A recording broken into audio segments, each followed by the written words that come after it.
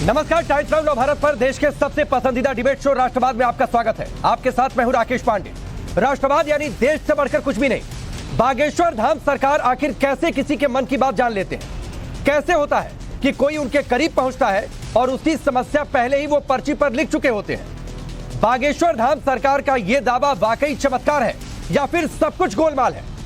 बागेश्वर सरकार का ये लाइव डेमो कहीं फिक्स तो नहीं, आज का ये बड़ा सवाल है। लेकिन खुद पर उठे तमाम सवालों के बीच बागेश्वर धाम सरकार उर्फ धीरेन्द्र कृष्ण शास्त्री छत्तीसगढ़ की राजधानी रायपुर में अपने भक्तों के बीच दरबार लगा रहे हैं। नागपुर में अंधश्रद्धा निर्मूलन समिति ने जो चमत्कार दिखाने का चैलेंज दिया था, बागेश्वर सरकार ने वो चैलेंज वहां भले स्वीकार न किया हो, लेकिन रायपुर में उनके चमत्कारों का लाइव डेमो हो रहा है और वो कह चुके हैं कि चैलेंज उन्हें रायपुर में एक्सेप्टेबल है। अब सवाल ये उठता है, ये चमत्कार है या फिर क्या है? इस पर हम आगे बात करेंगे। लेकिन धीरेन्द्र कृष्ण शास्त्री के समर्थन में योग गुरु रामदेव जैसे कई साधु संत आ चुके हैं, तो उधर योगेश्वर सरकार को टारगेट करने का सवाल उठाकर मुद्दा राजनीतिक भी हो चला है। राष्ट्रवाद में आज का मुद्दा है, क्या बागेश्वर सरकार में विश्वास के आगे अंधविश्वास है? क्या यह लड़ाई वाकई एंटी हिंदू इकोसिस्टम बनाम सनातन धर्म की है?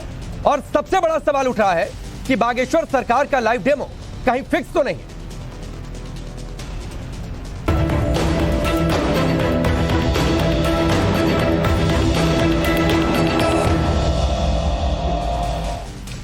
वैसे तो बागेश्वर धाम सरकार उर्फ धीरेन्द्र कृष्ण शास्त्री का दावा है कि उन्हें कोई चमत्कार करना नहीं आता।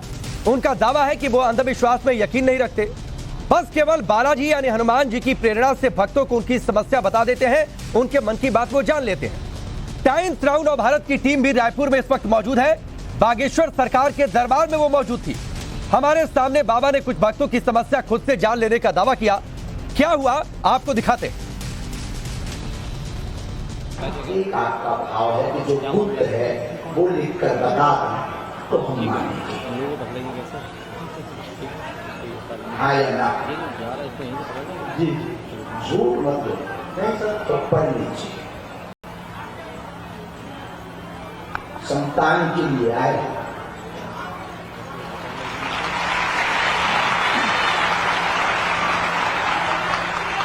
सफलता बिजनेस नहीं चाहिए, संतान चाहिए। बच्चा पढ़िए, यही कह रहा हम बागेश्वर वाले हैं, वो भी पढ़ो, वो भी पढ़ो, उसके ऊपर वाला वो भी पढ़ो, वही लिखा है। एक पॉइंट हम हमेशा प्लस लेना चाहिए। देखो बालाजी सरकार की 11 दिन की अखंड ज्योति सरसों के तेल की भाई से घर पर जलवानी है। चूंकि इनके जो आपकी भाभी जी है, गर्भाशय में उनको दिक्कत है, गर्भाशय में समस्या आई है, तो इसलिए बालाजी की कृपा के लिए दुआ और दवा दोनों आवश्यक है। लेकिन पहले 11 दिन की अखंड ज्योति बालाजी के नाम की जलवाओ, 3 पाठ सुंदरकांड के करवाओ, साथ में डॉक्टरी सलाह भी लेनी है। एक चिकित्सा विधि हम बतला देंगे, उस चिकित्सा विधि को अपनाना है। IVF करवाने की उन्हें आवश्यकता नहीं है, उनसे कह दीजिए ना, इस बारे में विचार करें। जो हमें लग रहा है, अगर नियम का पालन करेंगे, बालाजी की कृपा हुई, श्रद्धा आपकी मजबूत रहेगी, तो आपके घर में 2025 में 19 नवंबर तक भाई के यहाँ खुशखबरी आएगी। बागेश्वर धाम सरकार की, सन्यासी बाबा की। तो बागेश्वर धाम सरकार ने आज के अपने दरबार में कैसे भक्तों की समस्याएं सुनी और किस तरीके से उनके मन में क्या कुछ चल रहा था पहले ही बता दिया, वो आपने तस्वीर देखी। बागेश्वर सरकार के इस लाइव डेमो का सच क्या है? टाइम्स नाउ भारत इसकी प्रामाणिकता को लेकर कोई दावा तो नहीं करता। यह वाकई जैसा कि दावा है कि हनुमान जी की प्रेरणा है, यानी एक तरह से चमत्कार है, इन सब बातों में कितनी सच्चाई है, या फिर यह कोई हिडन साइंस है, यह भी एक बड़ा सवाल है। और सवाल यह भी कि जो कुछ दिख रहा है वो कहीं सब कुछ फिक्स तो नहीं है। यह वो सवाल है जिसका जवाब आप दर्शकों की तरह हमें भी चाहिए। इसीलिए आज हमने राष्ट्रवाद में फिर से इस मुद्दे को जोर शोर से उठाया है। हमारी टीम ने जो रायपुर में देखा वो रिपोर्ट आपके सामने रखा। हमने बागेश्वर सरकार के भक्तों से भी बातचीत की है। सुनिए बागेश्वर सरकार के भक्त जो लोग उनके दरबार में पहुंचे हुए थे वो क्या कह रहे हैं। भावना ये है, सभी की इच्छाएं पूरी हो रही हैं, भगवान तो है ना। और जो गुरुजी को शक्तियाँ जो हैं वो रियल हैं। हम पहली बार आए हैं और हमें तो बहुत अच्छा लगा। बाबा की कृपा है, सन्यासी बाबा की कृपा है, जो हमारा सब मनोकामना पूरा हो जाएगा, हमारा विश्वास मन कहता है। गुरु जी से मिला, मेरा दरबार लगा, उनने मुझे बताया सही सही जो मुझे समस्या थी, तो मैं मेरा अर्जी पर्चा बना था और मैंने फिर 3 साल बागेश्वर धाम से परमानेंट जुड़ा रहा और मुझे आज बहुत आराम है। मैं ये मानता हूँ कि जब 16,000 रुपए मेरा खर्च हुआ है तब 1 रुपये का आराम नहीं हुआ और गुरुजी ने भभूति दी और रात को मालिश कर दी 3 बार सपने में आकर, तो संतुष्ट का मैं तो पूर्ण संतुष्ट हूँ। आज भी देखो उनकी शरण में हूँ। बागेश्वर सरकार लेकिन फिलहाल आरोपों के घेरे में है, कटघरे में है। उन्होंने अब सनातन धर्म की ढाल ली है। उन्होंने कहा कि वो सनातनी है, इसीलिए टारगेट पर है। इस बीच ये सवाल भी उठे हैं कि ईसाई मिशनरियों और पीर बाबाओं के चमत्कार पर चुप्पी क्यों साधी जाती है। और इसी सवाल के साथ योग गुरु बाबा रामदेव और बीजेपी नेता कैलाश विजयवर्गीय ने बागेश्वर सरकार का समर्थन कर दिया है। सुनिए।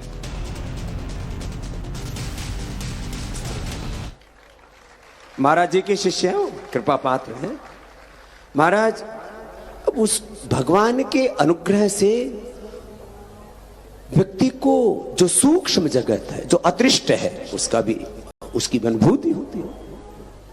और लेकिन ये विशुद्ध रूप से गुरु कृपा और भगवत कृपा से होता है। और धीरेन्द्र कृष्ण शास्त्री जी एक गुरु की कृपा, भगवत कृपा के कारण से बालाजी महाराज जी की कृपा होती। कोई ये क्यों नहीं बोलता है कि जावरा के अंदर बहुत सारे लोग वहाँ पर लौटते हैं, पीटते हैं, उनके बारे में कोई चर्चा नहीं करता है। और एक महात्मा जी के सामने, हिंदू महात्मा है वो, उनके सामने इस प्रकार की कोई घटना होती है तो उस पर लोग प्रश्न चिन्ह उठाते हैं। आज तक किसी ने जावरा के दरगाह पे किसने प्रश्न चिन्ह उठाए? तो ये सवाल तो वाकई उठता है कि धीरेन्द्र कृष्ण शास्त्री पर सवाल क्या सिर्फ इसीलिए है कि वो सनातनी धर्म से है और इसीलिए उनको टारगेट किया जा रहा है। ये बात सच है कि सनातन धर्म एंटी हिंदू इकोसिस्टम के टारगेट पर रहा है, लेकिन ये बात भी उतनी ही सच है कि सनातन की आड़ अंधविश्वास के सवाल को नजरअंदाज नहीं कर सकती। उधर बागेश्वर सरकार के समर्थन में अगर बीजेपी नेता सामने आए तो उनके विरोध में भी राजनीतिक सुर उठे हैं। सुनिए मध्य प्रदेश के नेता प्रतिपक्ष गोविंद सिंह ने क्या कुछ कहा। देश में जनता का सेवक काम करने वाले, गरीबों की लड़ाई लड़ने वाले ऐसे साथियों को मैं प्रणाम करता हूँ। फर्जी साथियों के लिए मेरे में बात करने की कोई जगह नहीं। इसलिए राष्ट्रवाद में आगे बढ़े, लेकिन इससे पहले उन सवालों पर नजर डालना जरूरी है जिनके इर्द गिर्द आज की चर्चा आगे बढ़ेगी। भक्तों के बीच बागेश्वर सरकार के चमत्कार का पूरा सच क्या है? कहीं ये पूरा गेम फिक्स तो नहीं है। सवाल यह भी होगा कि क्या बागेश्वर सरकार के मामले में सनातन की ढाल लेने से अंधविश्वास का मुद्दा पीछे छूटने लगा है? और सवाल यह भी कि एंटी हिंदू इकोसिस्टम बनाम सनातन की लड़ाई में सियासत कौन ढूंढ रहा? चलिए आपका परिचय आज के मेहमानों से करवाते हैं। हमारे साथ आचार्य विक्रमादित्य जी मौजूद है स्टूडियो में, गुरु मां उषा सिंह जुड़ रही हैं, काशी नागेंद्र महाराज हमारे साथ जुड़ रहे हैं, प्रभारी हैं काशी विद्वत परिषद पश्चिमी भारत के। अवधेश जी हमारे साथ स्टूडियो में मौजूद हैं, वरिष्ठ पत्रकार। स्वामी उपमन्यु जी हमारे साथ स्टूडियो में मौजूद हैं। प्रेम कुमार जी मौजूद है जो कि वरिष्ठ पत्रकार है। इनके अलावा दीपक रहेजा मनोचिकित्सक, वो हमारे साथ जुड़ रहे हैं। और उसके साथ ही एक मैजिशियन भी हमारे साथ जुड़ेंगे और उनसे जानेंगे कि ये पूरी साइकोलॉजी कैसे काम करती है। लेकिन प्रेम जी मैं आपसे शुरुआत करता हूं। ये सनातन है इसीलिए टारगेट किए जा रहे हैं। लोग तो कह रहे हैं बाबा की कृपा है, गुरु की कृपा है, कोई गेम फिक्स नहीं था। फिर ये फिक्सिंग की बात कहां से आ गई? देखिए, हम तो इसको इस रूप में देखते हैं पांडे जी कि सनातन से जुड़े हुए बाबा हैं, उनके बहुत सारे फॉलोअर्स हैं और जिनके साथ फॉलोअर्स होता है उसको स्क्रीन पर दिखाने वालों को भी भला होता है, तो पॉपुलैरिटी अट्रैक्ट करती है पॉपुलैरिटी को, तो वो इस मुद्दे को हाईलाइट हो रहा है। मैं एक बात पूछना चाहता हूं, एक पत्रकार बाबा बागेश्वर जी के पास जाए, आप पत्रकारिता कर जो दिख रहा है वो दिखा रहा है, वो तो सब दिख रहा है, लेकिन जो छिप रहा है क्या छिप रहा है उसको नहीं क्या छिप रहा है? प्रेम कुमार क्या छिप रहा है? इससे पहले हमने भी कहा कि हिडन कैमरास से जो सच सामने लाए जाते रहे, उससे पोल खुली है। अरे ओपन कैमरे से कौन सी पोल खुल जाएगी? प्रेम जी एक मिनट, आचार्य जी, प्रेम जी आप वरिष्ठ पत्रकार है ना जी, पत्रकारिता आपने लंबी चौड़ी की है, हमारी तुलना में बहुत ज्यादा आपको अनुभव है। आप ये बता दीजिए क्या छिप रहा है? नहीं, मैं बगैर छानबीन किए नहीं तो कैसे बता आपने सकता कह दिया हूं? जो छिप रहा है? कैसे आपने कह दिया? नहीं, बात समझिए कि मैं क्या कह रहा हूं। तो समझाइए ना, मैं तो पूछ रहा हूं क्या छिप रहा है? जो दिख रहा है वो दिखाने से मेरी ज्यादा तुलना जो में छिप आपको रहा है, दोगुना उसको अनुभव है दिखाना होता सर। है। मेरी तुलना में आपको दोगुना अनुभव है। मुझे सिखाइए क्या छिप रहा है।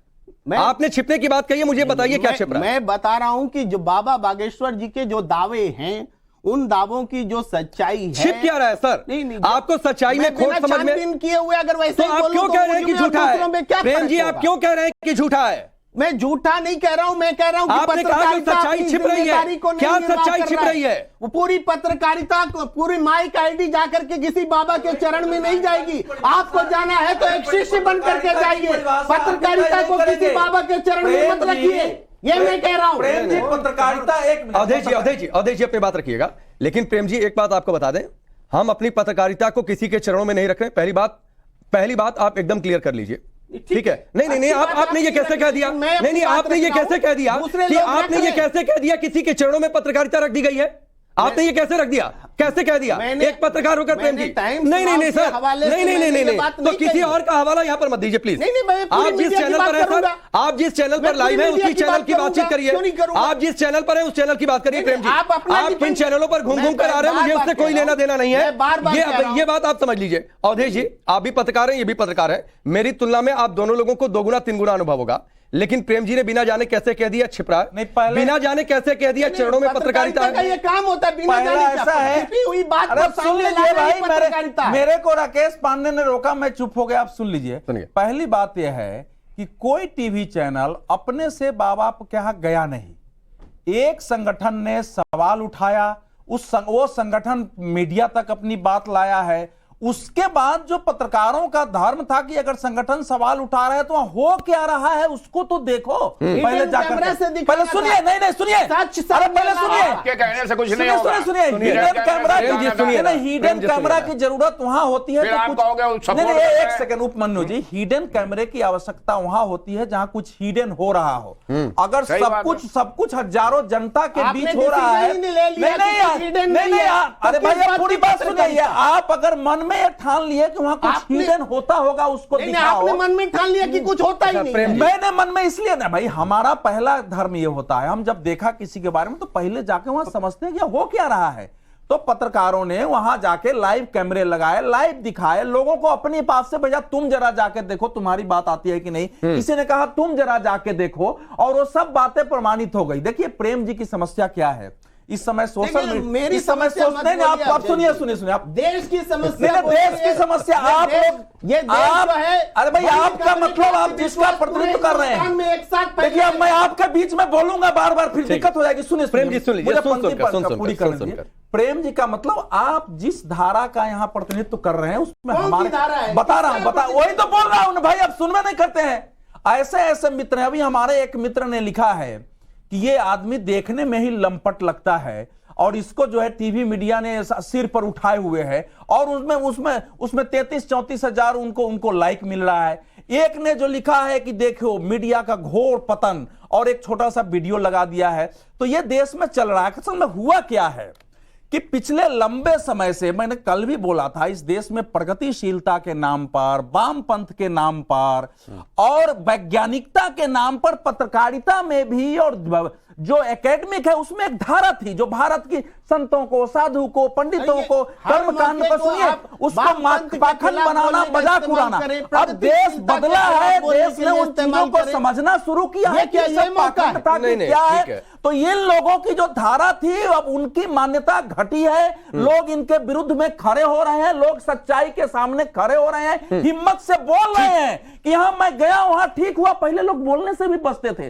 तो वो जो नहीं, इन लोगों का जो एक सत्ताधीश बने थे, सुन लीजिए, बौद्धिक में, पत्रकारिता में जो लोग सत्ताधीश बने थे, एक पुरस्कार बांटते थे, जो किसी को बताते थे कि ये महान है, ये कमजोर है, ये मूर्ख है, ज्ञानी है, उन सब की सत्ता ध्वस्त हुई है। एक बात से बोलना चाहता हूं, प्रेम जी आप अपनी बात रखिएगा। प्रेम जी सुनिए ना, प्रेम जी सुनिए, जो बातें अवधेश जी ने कही, सर आप भी पत्रकार रहे, लंबे समय तक पत्रकारिता की है, स्टिंग ऑपरेशन की जरूरत कहां पड़ती है? जहां पर मना हो कि आप कैमरे लेकर नहीं आ सकते हैं, वहां तो खुला दरबार है सर, लोग आ रहे हैं, लोगों ने जाकर वहां पर कैमरे लगा दिए हैं, मनाही नहीं है वहां पर कैमरे लगाने से। तो इसलिए हिडन कैमरा की जरूरत वहां पर पड़ती है जहां पर बाबा अगर ये कह देते कि यहां पर मीडिया के कैमरे अलाउड नहीं है, तो फिर आप ये बात कहते हैं कि आप हिडन कैमरा लेकर जाइए, वहां पर स्टिंग ऑपरेशन करिए, आपकी बात समझ में आती? मैं आपकी बात को सेकंड करता ही नहीं है। नहीं अवधेश जी, हिडन, अरे भाई कोई भी सामान्य विवेक का आदमी देख सकता है जो कुछ खुलेआम हो रहा है, हम किसी आदमी को वहां भेज सकते हैं, उसमें हिडन कैमरा क्या करेगा? ठीक है, सवाल तो ये है।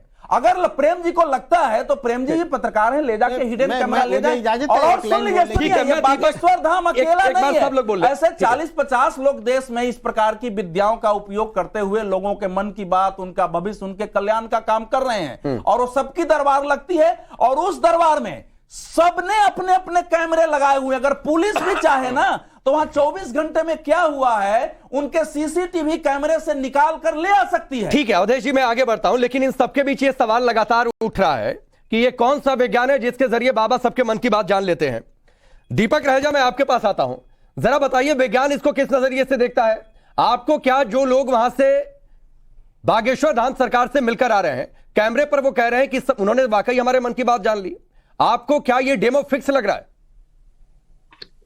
देखिए, इसमें कोई बहुत लंबा चौड़ा विज्ञान नहीं है, ये एक बेसिक मनोविज्ञान, ह्यूमन साइकोलॉजी है, और इतनी बड़ी भीड़ को आकर्षित करने के लिए बाबा जी ने जरूर भरपूर बहुत बड़ी तपस्या की है, ट्रेनिंग करी है अपनी, और बात में बात करके एक ऐसे व्यक्ति से जो कि वल्नरेबल है, गलेबल है, परेशान है, और कहीं कोई चमत्कारिक सुख शांति ढूंढ रहा है, उसके बात करते करते ही मन की बात उससे निकलवा लेना, ये बहुत बड़ा कोई आश्चर्य नहीं है। अगर आप भी थोड़ी मेहनत करें पांडे जी तो आप भी कर पाएंगे। दीपक जी, आप जान सकते हैं, मुझे ऐसा नहीं जाता है, समझे ही नहीं सर। वहां नहीं निकलवाया नहीं जाता है, आप चुपचाप बैठते हैं, आपको लिख के दिया जाता है, तब पूछा जाता है कि यही बात है कि नहीं। अच्छा ठीक है, ध्यान रखिए। दीपक जी अपनी बात पूरी कर लें। दीपक जी नहीं हो थोड़ा देखिए, तो मैं अमूमन मूल रूप से ये कहना चाहता हूं कि आप देखिए कितने लोग बैठे हैं और कितनी मैन पावर जाया हो रही है। एक ऐसा समूह जो कि एक, जैसा मैंने पहले कहा, एक चमत्कारिक कोई रास्ता खोज रहा है, और कहीं ना कहीं हम आए दिन सुनते रहते हैं एक बाबा का काम जो है वो ज्ञान देना, भक्ति योगा, हठ योगा, ज्ञान योगा। तो ज्ञान देना एक अगर आप ज्ञान दे रहे हैं, अगर आप एक स्पिरिचुअल पाथ दिखा रहे हैं तो आपको मेरा नमन है। लेकिन अगर हम उसमें कहीं उस व्यक्ति विशेष की वल्नरेबिलिटी का कहीं ना कहीं एक आडंबर करके एक बड़े दरबार, दीपक जी मैं सीधे से आपसे पूछता हूं, बागेश्वर धाम सरकार का जो दरबार है, जिस तरीके से वो लोगों के मन की बात जान रहे हैं, आपको वो आडंबर लग रहा है या फिर आपको कोई इसमें शक्ति नजर आती है? बिल्कुल मूल रूप से मैं बहिष्कार करता हूं।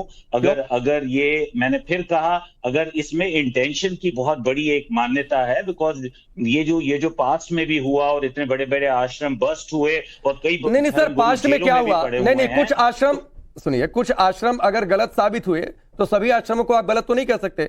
अगर आपको इसमें आडंबर नजर आता है तो सर उसके 2-3 पॉइंट बता दीजिए, फिर मैं आगे बढ़ता हूं। देखिए, मेरे को जितना मैंने देखा उसमें मुझे एक स्पष्ट रूप से बहुत नाटकीय अंदाज लगा। अगर आपकी विद्या सटीक है, अगर आप वाकई बहुत बड़े ज्ञानी हैं, तो मुझे लगता है कि बहुत नाटकीय अंदाज की जरूरत नहीं होती है। ऐसे व्यक्तियों को खोजा जाता है, ना कि यानी उनके हाव भाव आपको नाटक लग रहे हैं। मुझे ऐसा लगता है कि बहुत आचार्य विक्रमादित्य जी, जो बागेश्वर धाम सरकार की जो स्टाइल है या फिर उनकी जो शैली है, वो दीपक जी को नाटक लग रहा है, ड्रामा लग रहा है। देखिए, सबसे पहले तो एक बात को समझें, अनेक बातें हो सकती है, सारी बातों का एक व्यक्ति ज्ञाता नहीं हो सकता। रहेजा जी ने अभी एक बात बोली कि वहां पर, आपने रहेजा जी को शायद पता नहीं है कितने लोग बैठे हैं वहां पे, 4 लाख से ऊपर लोग हैं। अगर उनकी व्यवस्था नहीं होगी, कुछ भगदड़ हो जाए तो कितनी ज्यादा केसेस बनेंगे, किसके खिलाफ केस बनेंगे। तो अगर व्यवस्था बन रही है तो उसमें कोई दिक्कत नहीं है। व्यवस्था बनाने का एक प्रयास किया जाता है, इतने बड़े ऑर्गेनाइजेशन चलाने के लिए उन्होंने अगर ऑर्गेनाइज वे में काम किया है तो उससे दिक्कत क्या है आपको? वहां कोई एक्सप्लॉयटेशन नहीं हो रहा, कहीं कोई अभी तक कोई ऐसी खबर नहीं छपी है, कहीं और ना तो कोई तथ्य सामने आया कि किसी को किसी प्रकार से एक्सप्लॉइट किया गया।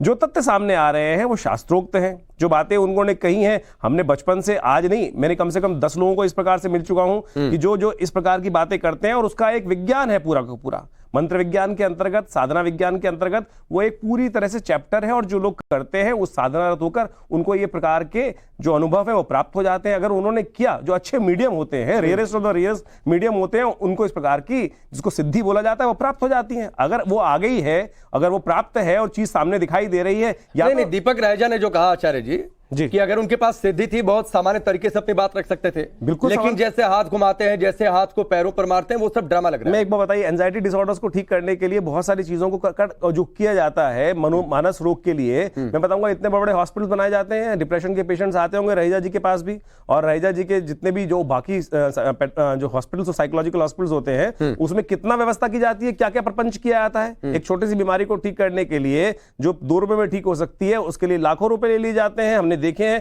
कोरोना काल में एक छोटी सी बीमारी को पूरे विश्व में पैरासीटामोल से ठीक कर दिया गया, लेकिन यहां पर 40-40 लाख रुपए के बिल बने। डॉक्टर रहेजा सामने बैठे हुए हैं, इस बात को डिनाई नहीं कर सकते। तो इस बात को ना समझें कि ठीक है, मैं आगे बढ़ता जा रहा है। और अगर हम ये कह रहे हैं पंडित जी, अगर सिर्फ 1 मिनट दे, अगर हम ये कह रहे हैं कि ये एंजाइटी डिसऑर्डर्स का इलाज हो रहा है, एंजाइटी डिसऑर्डर्स भी मानस रोग होते हैं। 80% ऑफ डिसीज आएगा साइकोसोमेटिक डिसीजेस। अगर आप कह रहे हैं कि इस प्रकार के जो पेशेंट्स होते हैं, वो पेशेंट भी, आप पेशेंट ही मान लीजिए ना उनको, मानस रोग के पेशेंट भी हो सकते हैं।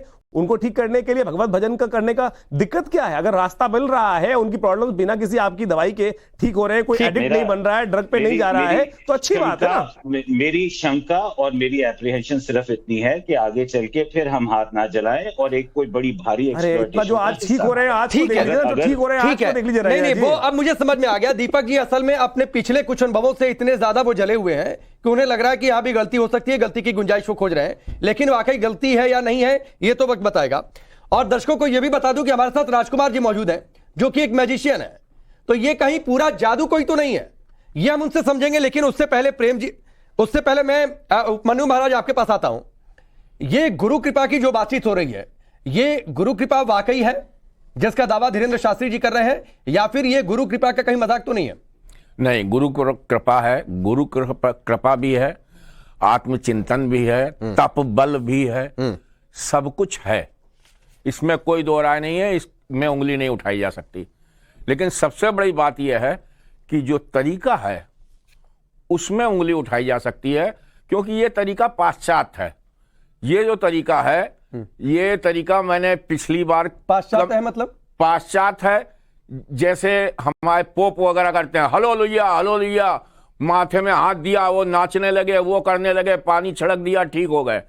मुस्लिम है, वो अल्लाह अकबर करके वो नाच रहे हैं, वो कर रहे हैं, ये तरीके पाश्चात्य हैं। हमें पाश्चात्य तरीके नहीं अपनाने हैं, हमें इनके काम करने, इनके तपबल से, इनके गुरु कृपा से, इनको हनुमान जी की सिद्धि से किसी तरीके का कोई ऑब्जेक्शन नहीं। आपको इनकी शैली से दिक्कत है, इनकी बातों से दिक्कत? शैली से दिक्कत है कि ये तरीका ऐसा है कि जिसमें लोग उंगली उठा रहे हैं, कोई उंगली नहीं उठा रहा। आपको ये जो लाइव डेमो हमने दिखाया, उपमन्यु महाराज, जो लाइव डेमो हमने दिखाया, ये आपको फिक्स नहीं लगा, ये सच्चाई है, ये सच्चाई है। ठीक करिए आदमी, और लोगों को फायदा उठाइए, और हर जाति के लिए उठाइए।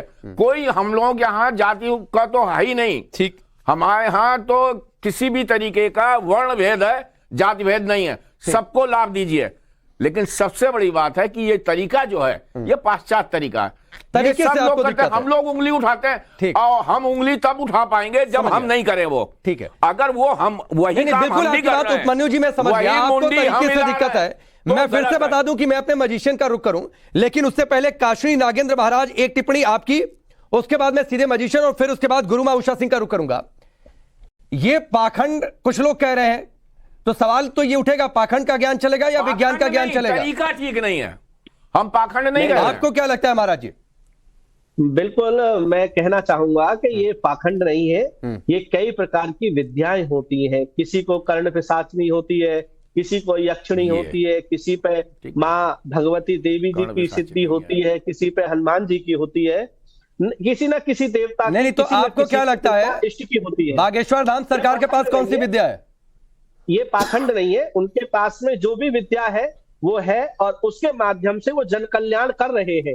और निश्चित रूप से अगर व्यक्ति योग, ध्यान, साधना में रत रहे तो बीमार आदमी भी सही हो जाता है, उसको डॉक्टर की जरूरत नहीं पड़ती है। ये प्रैक्टिकल है, वैज्ञानिकों ने भी इस पर रिसर्च किया है। और मैं एक बात कहना चाहूंगा, प्रेम कुमार जी ने कहा सबसे पहले वो लोग रिसर्च करते मजारों पर, मदरसों पर रिसर्च करें, ईसाइयों की जो मशीनरियां हैं वहां जाकर के रिसर्च करें कि वहां क्या पढ़ाया जा रहा है। हमारे विवेकानंद जी जब विदेश में गए थे, रिसर्च यही करनी है। आपकी भारत को सोने की चिड़िया क्यों कहा जाता है, तो उनका एक ही जवाब था कि हमारे भारत में संस्कार है, संस्कृति है, और यही संस्कृति हमारी है। यहाँ मंत्र विज्ञान है, मंत्रों के द्वारा, शास्त्रों के द्वारा, वैदिक मंत्रों के द्वारा लोगों को ठीक किया जाता है, लोगों को कृपा मिलती है और उनको पूर्ण फल मिलता है। ठीक है, बिल्कुल। मैं गुरु मां उषा सिंह से ये पूछूंगा, जिन विद्याओं का इन्होंने नाम लिया, उन विद्याओं को लेकर उनकी राय, और उसके साथ ही क्या ये सिर्फ हिंदू धर्म को लेकर ही इस तरीके का टारगेट, क्यों नहीं ईसाई मिशनरियों या पीर बाबाओं को लेकर ऐसी बातचीत उठती है, और उस पर क्यों नहीं बोलने वाले सो कॉल्ड जो सेकुलर हैं वो आकर बोलते हैं। ये पूरा गेम क्या है ये मैं पूछूंगा, लेकिन राजकुमार जी मैं आपके पास आता हूं, और जरा कैमरा फोकस करिएगा राजकुमार जी पर। राजकुमार जी, जादू की दुनिया इसको कैसे देखती है, आप कुछ समझाएंगे अपने तरीके से? इससे पहले मैं जादू के विषय में बात करूं, with due respect to all धर्मास, हमारे साथ गुरु हैं, माननीय सम्माननीय हैं, और इस चैनल के माध्यम से हो सकता है कि देश के कई धर्म गुरु महामंडलेश्वर भी देख रहे हो। मैं सिर्फ एक बात पूछना चाहता हूं, मैं खुद एक सनातनी हूं, और ये मैं जानता हूं कि हमारा धर्म, जो हमारा सनातन धर्म है, सबसे पुराना है। क्या मैं अपने धर्म पे विश्वास रखता हूं, सभी धर्मों पे विश्वास रखता हूं, लेकिन मैं एक चीज जानना चाहता हूं अपने गुरुओं से, अपने महामंडलेश्वरों से, कि क्या आज से पहले भगवान श्री राम, जब रावण की और राम की युद्ध हो रहा था और उसमें लक्ष्मण जी मेघनाथ के मारने से मूर्छित हो गए, तो हनुमान जी को राजवैद्य ने कहा कि हमें संजीवनी बूटी चाहिए, तो वो संजीवनी बूटी लेने के लिए गए और वो पहाड़ी ले आए। तो क्या हनुमान जी उनको ठीक नहीं कर सकते? मैं हनुमान का भक्त हूं, मैं रोज हनुमान चालीसा पढ़ता हूं। तो मैसेज ये है आप सबको कि दिमाग और पैराशूट तभी खुलेगा, चलेगा जब ये दोनों खुले हों। तो आज यहां पर सबको खुला रखना पड़ेगा कि यानी जो व्यक्ति जिस फील्ड का मास्टर है, जैसे गुरुजी ने कहा, मनु महाराज जी ने कहा कि शैली ठीक नहीं है, तो अगर वो भागवत करते हैं, मैंने देखा आने से पहले बहुत अच्छी भागवत करते हैं, वो ज्ञान बांटते हैं, वो पॉजिटिव बातें सुनाते हैं, बहुत अच्छी बात है। अगर कोई चाहे हमारे धर्म का चाहे किसी भी धर्म का, आप बतौर जादूगर कैसे देख रहे हैं? हाँ, बता रहा हूं ना जी, मैं विज्ञान की नजर से देख रहा हूं। जादू में समावेश है हाथ की सफाई का, हस्तकौशल का, प्रैक्टिस का, टेक्निक का, फिजिक्स का, केमिस्ट्री का, डिजिटल मीडिया का, कई चीजों का। बागेश्वर धाम सरकार में आपको कुछ सफाई नजर आ रही है? मात्र हाथ की सफाई है। अगर आज कैसे जरा कुछ करके दिखाई, बताइए महाराज जी। आपका चश्मा देख सकता हूं मैं? हाँ बिल्कुल, देखिए। अब कैमरा जरा बढ़िया से दिखाइए इनको। ये चश्मा है आपका महाराज जी, मुझे मालूम नहीं था, मुझे तो इस डिबेट में। अब ये चश्मा आपका है, वॉच। इस चश्मे को मैं यहां रखता हूं आपके सामने, वॉच केयरफुली, 1 2 3 मूव, तो ये हिला, इतना ही नहीं, एक बार कैसे किया आपने, जरा फिर से करिए। हाँ, एक बार फिर देखिए, 1 2 3 एंड अप, तो ये पलटा। तो क्या मेरे में पिशाचनी, कर पिशाचनी या कोई शक्ति है? नहीं, ये विज्ञान है, ये स्टैटिक एनर्जी है जो बचपन में आपने भी की थी। तो आप ये सिर्फ चश्मे के साथ कर सकते हैं या किसी और चीज के साथ भी? किसी भी चीज के साथ कर सकता हूं। ये मेरे मोबाइल को, मोबाइल के साथ, मोबाइल का मैजिक होगा ना। जरा कुछ करिए मेरे मोबाइल के साथ। क्या पता आपने मनु महाराज के साथ कुछ सेटिंग कर रखी हो पहले से। मनु महाराज तो अभी आए, मैं आपको नहीं, मेरा मोबाइल लीजिए ना, छोड़ दीजिए ना सर। मोबाइल के साथ क्या करूं बताइए? आप कुछ कर सकते हैं तो करिए। मोबाइल तो एक भौतिक चीज है ना, वो भी भौतिक चीज है, वो भी भौतिक चीज है। आपने मोबाइल का मोबाइल के साथ करते हैं, मोबाइल के साथ कुछ करिए। अब ये देखिए, मोबाइल आपके मेरे हाथ में है, गौर से किधर से दिखाऊं? कैमरा किधर से देखेगा? कैमरा आप दिखाइए सर, कैमरा आपको दिखा रहा है, इधर देख रहा है। कैमरा आप करिए, कैमरा आपको फॉलो कर रहा है। देखिए वॉच, अब सामने वाले के लिए क्या है, ये आपका मोबाइल है, आपने मोबाइल दे दिया, वॉच केयरफुली। अगर मैं मोबाइल को छोड़ता हूं तो ये गिरता है। Watch now, watch 1 2 and 3। क्या गिरा नहीं? हाँ, आप पीछे है ना, तो मैं ये कह रहा हूं नहीं, मोबाइल गिरा कि नहीं गिरा सर? नहीं गिरा ना, मुझे साइड से नहीं दिखा ना सर, आप थोड़ा हाथ दूर करिए ना। दूर करिए ना, तो कमाल है, दूर करने वाली बात है, तो कुछ और दिखाते हैं। एक पेज दीजिए। नहीं सर, पेज तो फिर वो मेरी नहीं, मैं किसी गेस्ट का लेंगे तो मैं नहीं मानूंगा सर। अपना दीजिए, आप कुछ और लीजिए सर। नोट है तो वो नोट दीजिए। आपके पास कोई करेंसी है? नोट है आपकी जेब में? जादू एक साधना को ट्रिवियलाइज न करें, वो ठीक है। मैं नहीं कह रहा हूँ, मैं ये कह रहा हूँ कि मेरे हिसाब से वो हाथ की कला है। पहले सुनिए ना, जो दिखा रहे हैं। सुन लीजिए, हाँ जी, मैं यहाँ खड़ा हूँ, हाँ जी, आप मुझे बताइए हाँ जी कि मैं किस बीमारी से ग्रस्त हूं। तो वो आप ये बताइए, जब आप मेरे दरबार में आएंगे मैं बता दूंगा। मैं आपके दरबार यही दरबार कर लीजिए। मेरे पिताजी का नाम नहीं, मेरे राजकुमार जी का दरबार है। वो बाबा यहाँ पर नहीं आएंगे ना। गलत नहीं साहब, बहस नहीं कर रहा हूं। सुनो, मैं भी बहस नहीं, वो बाबा भी इस दरबार में नहीं आएंगे ना, वो अपने दरबार में दिखाएंगे ना। ऐसा सुनिए, आप, मैंने कहा माइंड तभी खुलता है। आपके दरबार में भी मैं आ सकता हूं, आ जाऊंगा। बस आप आइए मेरे दरबार में। ऐसा है कि किसी भी विद्या को, किसी भी चीज को उसके अनुरूप समझने की जरूरत पड़ेगी। हमको अगर कैट स्कैन कराना है तो क्या कैट स्कैन नहीं, लेकिन राजकुमार जी, अवधेश जी, राजकुमार जी तो कह रहे हैं ये उनकी बागेश्वर धाम सरकार के हाथ की सफाई है। ऐसा है, वो इसलिए कह रहे हैं। एक बात बताऊं आपको, नीति शतक में ये व्यक्ति पर नहीं है जी, कि कोई ये ना समझे कि मेरे को कोई शब्द प्रयोग हो रहा है, ये एक व्यवहार पर शब्द है। आज मैं आ रहा था तो नीति शतक में एक आता है मूर्ख पद्धति। वो मूर्ख का अर्थ है नहीं कि मैं लोगों को कह रहा हूं, वो पद्धति होती है व्यवहार की।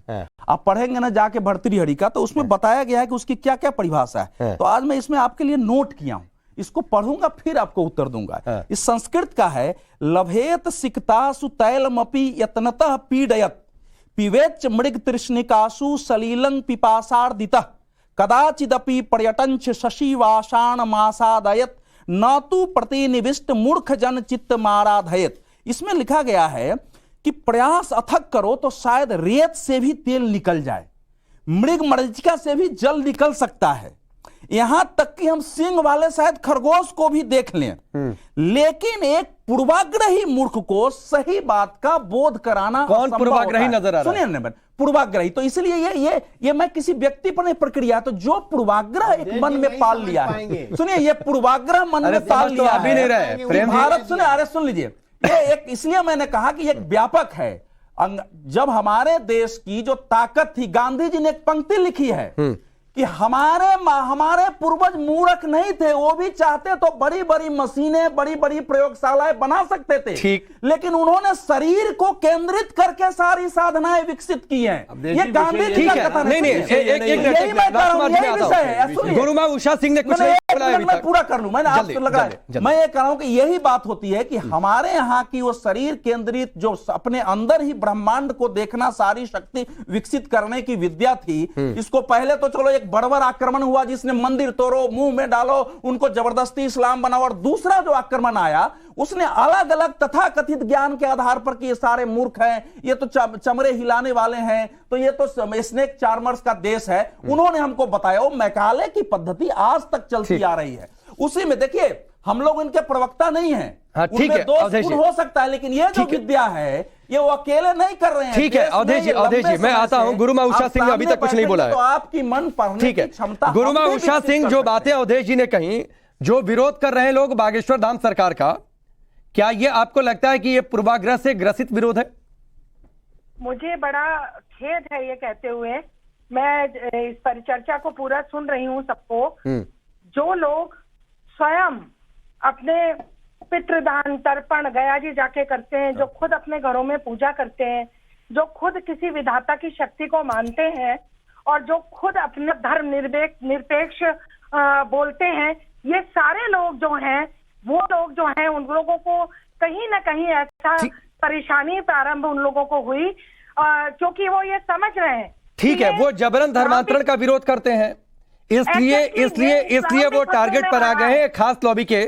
गुरुमा उषा सिंह जी, आपकी बात मैं समझ गया। ठीक, जो हिंदू धर्म के लोगों को इस्लाम में कन्वर्ट किया गया था, अब शायद वो भी समझ रहे हैं कि वापस अपने देश, अपने घर उनको लौटना चाहिए, और वो लौट रहे हैं। इस तरह के केसेस आपने अच्छी बातें उठाई। वो तो बागेश्वर धाम सरकार तो मंच से कहते हैं कि मैं चूंकि घर वापसी की बात कहता हूं, मैं कहता हूं मैं जबरन धर्मांतरण नहीं होने दूंगा, इसलिए मैं टारगेट पर हूं। मैं प्रेम जी का रुख करूं और इस बातों पर उनसे सवाल करूं, लेकिन उससे पहले आचार्य विक्रमादित्य जी, आप कुछ राजकुमार जी से कह रहे थे, वो कह लीजिए। देखिए, राजकुमार जी को इस बात को समझना चाहिए कि भारतीय संस्कृति के अंदर, भारतीय विज्ञान के अंदर, जो भारतीय प्राचीन विज्ञान है, उसके अंदर इंद्रजाल एक अलग प्रोसेस है और मंत्र विज्ञान एक अलग प्रोसेस है। उन दोनों को इंटररिलेट नहीं कर सकते। इंद्रजाल के अंदर भी बड़ी चमत्कृत करने के लिए बहुत बहुत पद्धति है। आपको याद होगा पीसी सरकार ने एक मैंगो ट्रिक नाम की, जो एक महारानी एलिजाबेथ के राज्याभिषेक के टाइम पर उन्होंने हिंदुस्तान के जादू का एक चीज दिखाई थी, मैंगो ट्रिक। पानी, बीज बोया, पानी के अंदर डाला वो उसके अंदर गमले के अंदर डाला, ऊपर से पानी डाला, कपड़ा ढका और वो पेड़ तैयार था, फल लगे हुए थे उसके अंदर। ये इंद्रजाल के प्रोसेसेस हैं, इसको मंत्र विज्ञान से मत जोड़िए। आर्यभट्ट ने इसके ऊपर पूरी तरह से, अगर आप वरामिर संगीता पढ़ेंगे तो उसके अंदर इस पूरे प्रोसेस को डिफाइन किया हुआ है। ये इंद्रजालिक प्रोसेसेस हैं, लेकिन अगर आप मंत्र विज्ञान को नहीं, वो तो कह रहे हैं कि ये पूरा जाल है, बागेश्वर धाम सरकार का फैलाया हुआ। बोलने को तो कुछ भी कर सकते हैं ना साहब, बोलने को तो मैं मना नहीं कर सकता। बोलने को तो यही दिक्कत है कि भारतीय संस्कृति में, सनातन में, अध्यात्म के अंदर चमत्कार दिखाने को निषेध किया गया है। भगवान कृष्ण भी जब वहां उपस्थित, आपको लगता है चमत्कार है बागेश्वर धाम सरकार का? चमत्कार नाम की कोई चीज नहीं होती है। फिर क्या है? चमत्कार नाम की कोई चीज नहीं होती। चमत्कार वो चीज, सुनिए मैं आपको समझा रहा हूं, चमत्कार नाम की कोई चीज नहीं होती है। चमत्कार वास्तविक तौर पे एक मेरा प्रयास है, मैंने उस कर्म को किया और उसके द्वारा मुझे उसकी प्राप्ति। नहीं, आचार्य विक्रमादित्य जी, देखिए ये इतनी जलेबी नहीं लोगों को समझ में आती है। जलेबी की बात ही नहीं, और खास तौर पर जो दर्शक है ना सर, उन्हें इतनी घुमा फिरा कर बातें नहीं समझ में आती है। जिलेबी बना रहे रहेजा जी ने, देखिए वो मनोवैज्ञानिक है, उनका सम्मान है, लेकिन रहेजा जी ने इसको बता दिया कि कैसे मनोवैज्ञानिक प्रभाव पड़ता है, वो आदमी बोल देता है। इन्होंने कह दिया कि कैसे उसके मन पर, सब लोग जलेबी बना रहे जिस व्यक्ति नहीं, लेकिन अवधेश जी, एक सुनिए, दिनकर की एक कविता फिर पढ़ देता हूं आपको आनंद आएगा। दिनकर जी ने लिखा है, ज्ञान और अज्ञान, विश्व में तो शांति यह क्यों छा रही है, आग पर क्यों आग लगती जा रही है। उन्होंने उत्तर दिया है इसका, एक है कारण कि जो है मूर्ख वह तो, उन्होंने देखिए फिर कहेंगे वही शब्द है, एक है कारण कि जो है मूर्ख वह तो हर विषय में ठीक नीच को ही समझता है, किंतु जो ज्ञानी पुरुष हैं वे घिरे, लेकिन वो तो अपने को समझता है, लेकिन जो ज्ञानी पुरुष हैं वो भी के बारे में कि किंतु जो ज्ञानी पुरुष हैं वे घिरे हैं हर तरफ संदेह से, मूर्ख की ललकार वे दिन रात सहते हैं जोर से, लेकिन न कोई बात कहते हैं। तो ये जो ललकार है, ये पूर्वाग्रहियों का, ये मूर्खों का, जिनके बारे में दिनकर जी ने लिखा, भर्तृहरि ने लिखा है, गांधी जी ने लिखा है, ठीक है, सुने तुलसीदास जी ने लिखा है कि उपजही एक संग जगमाही, जलद जोंक बिनु जिन अति गुण बिल गई। एक ही साथ जोंक भी है और कमल भी है। ठीक है, तो हमारे यहाँ जोंक भी है, वो मैं समझ गया आपकी बात। जोंक लोग जो कर रहे हैं उनके प्रेम जी जोक है, उनको हम महत्व दे। मैं आपकी बात समझ गया अवधेश जी, मैं आपकी बात समझ गया। प्रेम जी जोक की तरह काम कर रहे हैं। प्रेम जी आप जवाब दीजिएगा, लेकिन आचार्य जी बहुत कम शब्दों में समझाइए। आप कह रहे हैं चमत्कार नहीं है, फिर क्या है?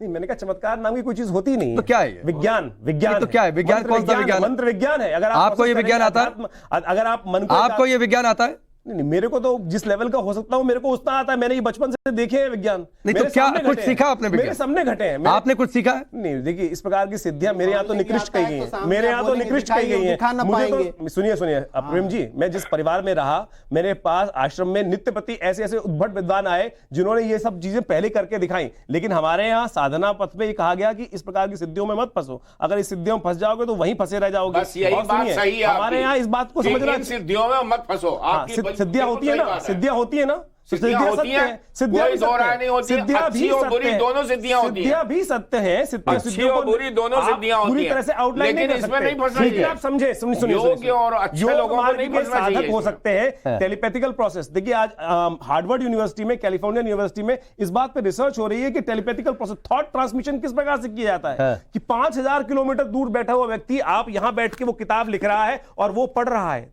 थॉट प्रोसेस आप भी करते हैं चमत्कार, आपको भी पता है वो चमत्कार, मैं आपको बता सकता हूं। मैं कौन सा चमत्कार करता हूं? मैं भी बता, सारे करते हैं चमत्कार। नहीं, मैंने कौन सा चमत्कार कर दिया? बताइए। अरे एक मिनट रुकिए, अरे रुकिए। विक्रमादित्य जी की नजर में मैं जादूगर हूँ, जरा कौन सा चमत्कार मैंने किया? जादूगर है। कौन सा चमत्कार? आपको कभी फोन आता है, कोई फोन आता है, उससे पहले आप कहते हैं कि मैं आपके बारे में सोच ही रहा था, अभी हुआ है नहीं हुआ? प्रैक्टिकल इंसिडेंट बताइएगा कि आपको फोन आया सपोज किसी आपके परम मित्र का, और आप उसको 2 मिनट पहले, आपको आधे सेकंड पहले उसकी याद आई थी, और with in friction of seconds. तो ये चमत्कार है। सुनिए ना, मैं बता रहा हूं, मैं आपको साइंटिस्ट, मैं आपको वैज्ञानिक तौर पर बता रहा हूं क्या था वो। वहां उसने सोचा, आपका फोन मिलाया और आप तक उसका सूक्ष्म विचार। देखिए इसके साइंटिफिक थ्योरी समझाई गई है। ठीक है, रेडियो वेव्स और थॉट वेव्स एक ही स्पीड। ठीक है, मैं आगे बढ़ता हूं। ठीक है, मैं आपकी बात समझ गया, ऐसा मुझे लगता है। राजकुमार जी कुछ दिखा रहे हैं, फिर प्रेम जी। नहीं, दिखा नहीं रहा हूं मैं। आपके चैनल के माध्यम से अगर कोई भी इस वक्त तांत्रिक सो कॉल्ड गवर्नमेंट सिद्धि वाला पुरुष है, जैसे विक्रमादित्य जी कह रहे हैं, ये नोट में आपके पास रखवाता हूं, इसका नंबर बता दे। सिद्धि है ना, बता देंगे ना, बताइए। हम जिंदगी भर की पूंजी में दे देंगे। नहीं तमाशा करने थोड़ी गए हैं। हमने देखा है भाई, मैंने देखा है, बता दे। आपने कुछ नहीं देखा, मैं देखा हूँ आके, तो आप बता दीजिए। अरे आपका मोबाइल नंबर, अरे भैया बहुत चीज देख के आया हूँ, छोटी छोटी चीजें आप कुछ भी नहीं देखा आप हमारे। लेकिन ये तो सब मैजिशियन दिखाते हैं ना कि नोट का नंबर बता देना। राकेश जी, ये जो कह रहे हैं ना, ये तो माइंड टेक्निक का खेल है। इंटरनेट पे जाइए और इसके 50 प्रोसेस है कि नंबर कौन सा बताना है। नहीं, आपका पिन बता देगा भाई साहब, आपका एटीएम पिन बता देगा, वही बताते हैं। आप बता देंगे एटीएम पिन कौन सा है। ये माइंड गेम है, ये माइंड यहाँ रखा है लाइन पे, लेके बता दीजिए ना। माइंड गेम में ना फंसे। माइंड गेम थोड़ी होती है, माइंड गेम है भाई वो साहब। तब बताते हैं जब इसको देखते हैं। मैं कह रहा हूँ कोई भी एक नंबर का एक नोट लीजिए, आप किसी भी तांत्रिक को बोलिए, किसी भी शक्ति वाले को बोलिए, किसी भी कर्ण पिशाचिनी वाले बोलिए, इसका नंबर बता दे, हम अपनी पूरी पूंजी देंगे उसको। बताइए ना, माइंड खुला हो। अब बहस का तो कोई अंत ही नहीं है। आपने देखा, लगाइए लाइन पे, लीजिए, हम यहीं पर अपनी विल लिखेंगे आपको। भाई कर्म के साथ विश्वास है, अपनी विल लिखेंगे। आप कर देंगे, क्या बात करते हैं आप? तो जादू, हमारा तो काम ही है ना, ये हम नहीं करते ना, निकालते हैं। अच्छा लीजिए, इनके नोट पर बता दीजिए। इनके मैं कह रहा हूँ हम क्या है, बताइए इस नोट का नंबर क्या है। नहीं करते, बताइए ना, हम तो चैलेंज कर रहे हैं। आप जादूगर हैं, आप बता दीजिए। आपने नोट निकाला ना राजकुमार जी, आपने नोट निकाला, इन्होंने अपना नोट निकाल दिया। दीजिए जरा नोट दीजिए, इसका नंबर बताइए। माननीय होस्ट, बताइए नंबर। आप बात तो सुने, बता रहा हूँ, सुनिए तो सही। हम जादूगर हैं, क्या बोला? जादू की तीन, एक होता है क्लोजअप, सुनिए तो सही। अरे रुकिए ना, एक होता है क्लोजअप मैजिक, एक होता है कॉन्जरिंग मैजिक, दूसरा होता है इल्यूजन। अच्छा, ये वाला जादू आपको आता है कि नहीं? और ये है माइंड रीडिंग, यानी दूसरी बात। ये वाला आपको आता है कि हम नहीं? इसके साथ जादू दिखा सकते हैं। नहीं, ये वाला नंबर बताने वाला आता है कि नहीं? हमने आपको बोला तो है, मैं तो बोला चैलेंज ये कर रहे हैं ना कि नहीं, आप चिंता मत करिए, आपका नोट में गायब नहीं होने दूंगा। चैलेंज ये कर रहे हैं कि शक्ति है, वो नोट है, बात गए नोट। सुनिए, चैलेंज ये कर रहे हैं कि उनके पास शक्ति है, तो ये नोट का नंबर, इन्हीं का नोट का नंबर निकलवाइए, बता दीजिए। हम जादूगर हैं तो हम जादू दिखा सकते हैं इससे, हम माइंड रीडर नहीं है। Watch now, first of all this is called anti gravity. तो मैं जादू दिखा रहा हूँ। अरे आपने हाथ में पकड़ रखा है, ये हाथ की आगे तो देखिए विक्रमादित्य जी। अच्छा, एक आगे तो देखिए, आगे तो हाँ, हाथ की सफाई तो दिखा रहे हैं। तो हाथ की सफाई नहीं है ना वो। तो अगर ये आपके नोट के नंबर बता दीजिए। वॉच ना, वॉच। ये तो ये इसको कहा, ये रेजिस्टेंस, ये साइड। नहीं, एक मिनट, इधर है। अब जरा मेरे सामने करिए, मेरे सामने करिए ना सर, मेरे सामने करिए ना सर। अरे मुझे कुछ धागा टाइप का दिखा था, दिखा होगा। अरे कुछ धागा टाइप का था ना, वो ओरा था। नहीं, कोई और नहीं था। अब करिए ना सर, अब आइए। इनके हाथ में रबड़ था। नहीं, कुछ तो था।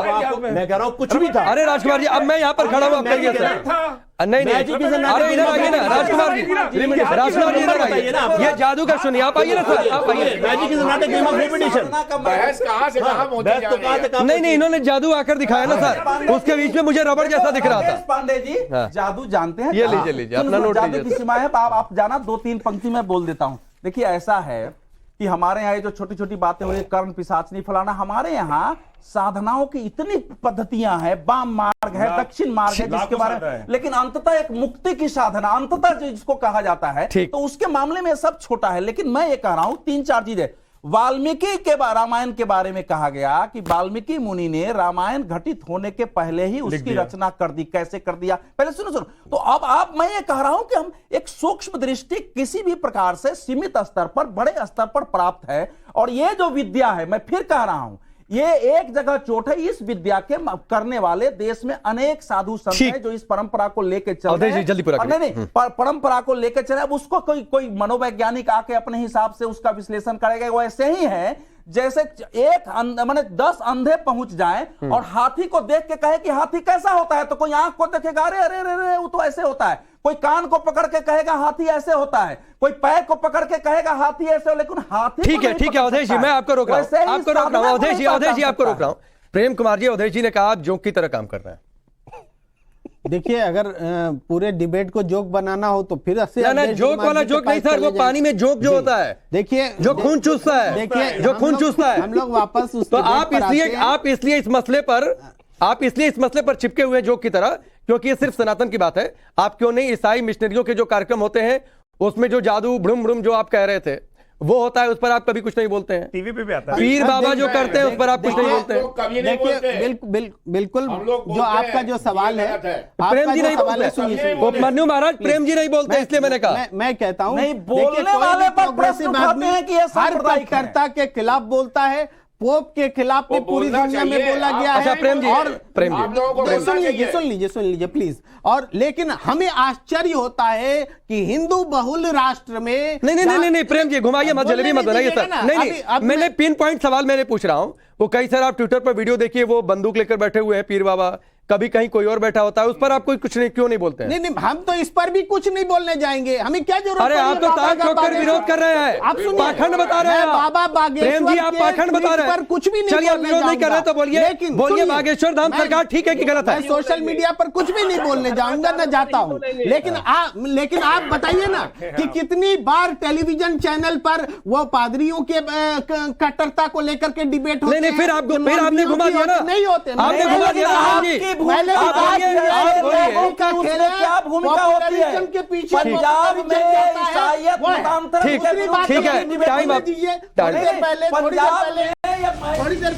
आ रही है, आप ही बोलते रहेंगे। ठीक है, वक्त इतना ही है। ये चर्चा बड़ी लंबी है और ये चर्चा लगातार आगे चलती भी रहेगी। फिलहाल राष्ट्रवाद का आज का समय समाप्त होता है। वक्त यहाँ पर ब्रेक का।